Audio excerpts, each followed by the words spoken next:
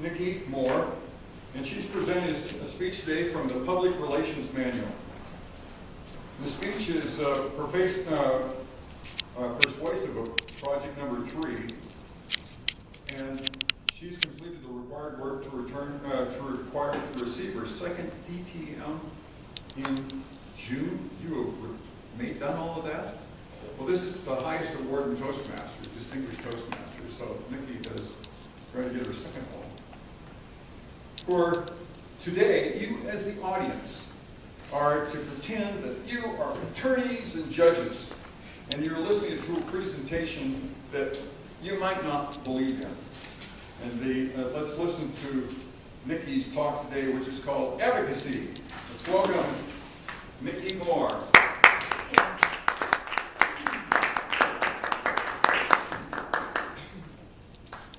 Today, early this morning, I made a grown man cry. An ex-Marine cry. An ex-Marine who'd been to Afghanistan 3 times and Iraq 4 times. A Marine who has 3 children who have been denied seeing him.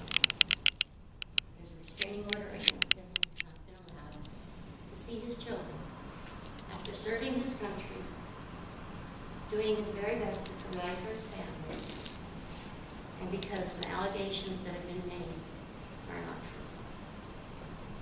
He's not been allowed access to his children for 7 months. I've been working on his case as a CASA. Many of you might know what a CASA is, some of you may not. It's a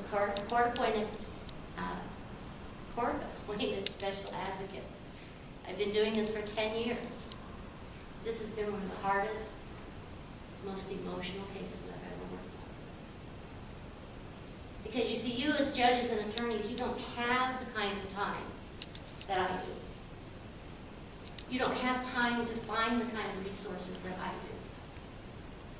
And often you're already put in a biased position before you even know it. My job is to find out about these things. It's my job to go out and investigate every single little tidbit of information that might give us an answer as to this person's character, their behavior, everything that they do every day. Because it's my job not to believe in the father, not to believe in the mother, but to merely make sure that these children are safe, that they get an education, that they have a roof over their head, that they're being taken care of, and there's no reason for them to worry or be fearful. Now, a lot of us would assume that this ex-Marine who'd been in Afghanistan and Iraq so many times, and I didn't mention that he's also Special Forces.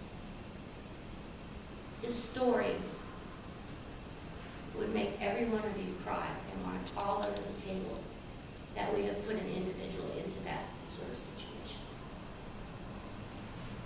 And yet, because of the bias of looking at an ex-Marine and seeing a restraining order, there is an immediate reaction of, he must have done it, he's an ex-Marine. He must have done it, he's killed people. He must have done it, he's been in Afghanistan. He's been in Iraq. He must have done it. What was it? It's a restraining order. But what did he do? And it's my job to find that out. And is it true? Are the accusations true? And what led up to it? Do you have that kind of time? As attorneys and judges, do you have time to go out and find out, talk to all of his friends, talk to the teachers of the children, talk to the friends of the children, talk to anybody that touches that child, the doctors, anybody, mother's friends, mother's live-in who's now there with 2 more children? Do you have time to find out? Do you have time to figure that out? think you do. Do you have time to make sure that this rule book that comes out every single year, that talks about all of the different laws and the different issues that come around neglect and abuse of children, that I have to know? I mean, I'm sure you don't have enough reading, right? So we'll just add one more piece for you. You see, without this third-party advocate,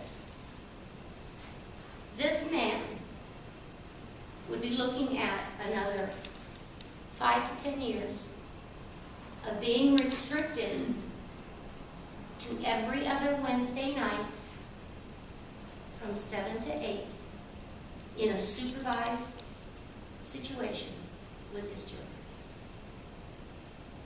His beautiful 13-year-old Emily, right now in her teenage years.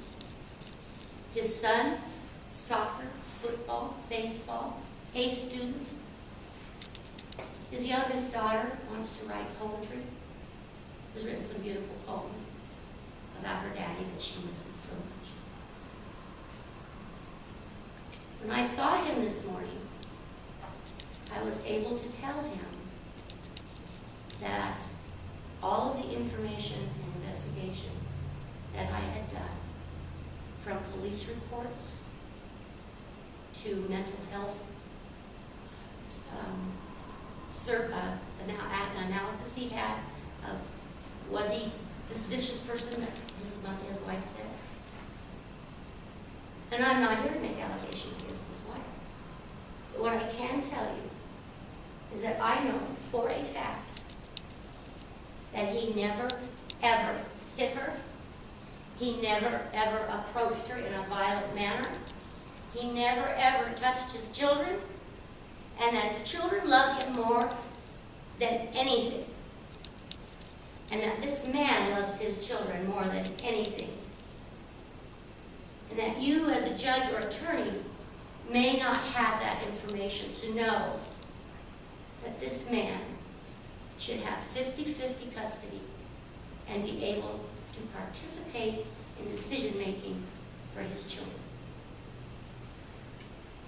And he cried. He cried long and he cried loud. So did I. Because now, when this goes to court on the 15th of February, the report will be that yes, Mr. Smith, you can see your children whenever you want. You can be with your children whenever you want. Because we have causes, because we have advocates who can help the court, the judges, and the attorneys find the truth.